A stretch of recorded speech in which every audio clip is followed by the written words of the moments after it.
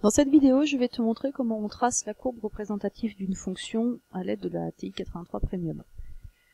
Donc, moi, j'ai pris cette fonction-là. Et ce que je veux, c'est donc, avec la calculatrice, je veux tracer sa courbe sur l'intervalle -5, 10. Donc, première chose, j'ai rentré la fonction, je l'ai déjà fait, dans Y1. 8x au cube moins 48x au carré moins 104x plus 336. Et quand on regarde ce que peut faire un peu la calculatrice, on a déjà été sur le menu table et on voit bien qu'en dessous on a graphe. On dit bon, appuyons, on verra bien ce que ça fait. Quand on appuie, ça nous fait pas grand chose.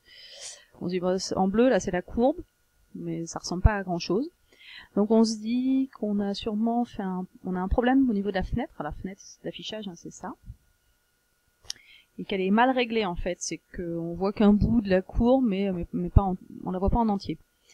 Donc c'est là qu'on va regarder dans fenêtre. Quand on regarde dans fenêtre, il nous propose plein de choses. Xmin, Xmax, Xgrad, Ymin, Ymax, Ygrad, et le reste. Pour expliquer ce que ça signifie, je retourne dans le graphe. Donc dans la fenêtre, ça c'est l'axe d'abscisse, c'est l'axe des X. Donc ça c'est Xmin, c'est la plus petite valeur que je vais mettre ici. Xmax, la plus grande. Et Xgrad, la graduation que je vais coller ici sur l'axe des abscisses. Exactement de la même façon sur l'axe des Y, ici ce sera Ymin, Ymax et Ygrad, la graduation ici. Ce qu'on peut déjà compléter, nous, pour faire la courbe, c'est ça, puisqu'on veut la fonction que sur -5, 10. Donc dans la fenêtre, je peux déjà compléter tout ce qui est en X. On va commencer à -5, jusqu'à 10, déjà fait. Et on peut graduer de 1 en 1, puisqu'il y a de -5 à 10, il y a 15. Donc graduer de 1 en 1, ça ira très bien. Bon, si je fais ça et que je vais voir maintenant le graphe, on voit bien que ça a changé, tout à l'heure ça allait de -10 à 10, donc là on voit bien qu'on n'a plus que -1, -2, -3, -4, -5, c'est bien ce que je voulais, et la même chose ici de l'autre côté jusqu'à 10. Bon, ce qui n'a pas changé, c'est le problème de hauteur, donc on n'a pas réglé les Y. Comment régler les Y? Alors évidemment on fait pas ça à la louche. Pour régler les Y, il faudrait déjà avoir une idée de savoir où est-ce qu'elle monte en fait cette fonction. À quelle hauteur elle monte, à quelle hauteur au minimum, où est-ce qu'elle descend. Donc en fait, pour ça, on va faire le tableau de valeurs sur -5, 10, et on va regarder au minimum où est-ce qu'on est arrivé, et au maximum où est-ce qu'on est arrivé. Donc on règle le tableau de valeurs, donc dans DevTable, on l'a déjà fait dans une ancienne vidéo. On a dit qu'on voulait commencer la table à -5, et aller de 1 en 1. Bon, c'est parti, on fait afficher la table.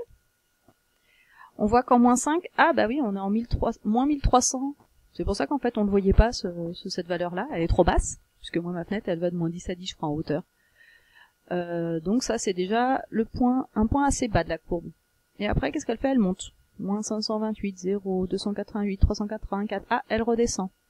192, 0, -192, ça descend, ça descend, ça descend. -1344, pour le moment c'est le plus bas. Et pour le moment le plus haut c'est 384. Ça descend, ça remonte, là c'est remonté là, -384, -288, ça remonte, 0, 528, on monte, là on va plus haut que 384, et on voit que à 10, je suis au plus haut à peu près 2500. Donc quand je regarde, au plus bas j'ai été à -1344 et au plus haut 2500. Donc c'est ça que je vais mettre dans ma fenêtre. Alors pas tout à fait ça, parce qu'évidemment je vais mettre un petit peu plus large, donc les 3 premières lignes on les a déjà faites. Là on a dit qu'il fallait -1344, donc je vais mettre un petit peu plus large, je vais mettre -1500. Toc.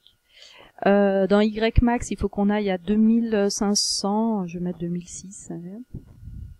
Et évidemment je vais pas graduer de 1 en 1, parce qu'entre -1500 et 2600 il y a quand même beaucoup d'unités. Donc je vais graduer, aller de 500 en 500. Bon là c'est toi qui choisis, c'est pas le plus important pour ce qu'on veut faire nous.